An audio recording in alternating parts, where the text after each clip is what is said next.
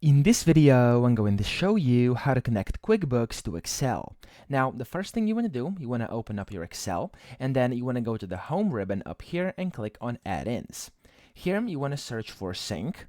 There we go, and once you find the spreadsheet sync over here, simply click on Add.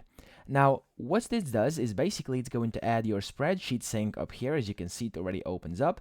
And then over here, it says, welcome to spreadsheet sync, create reports, edit, etc., and sync with QuickBooks. So this is the one we're going to need. Here, click on Get Started.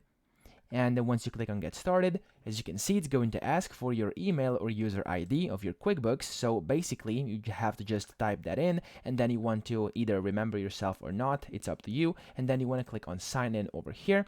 Of course, it's going to ask you for a password as well.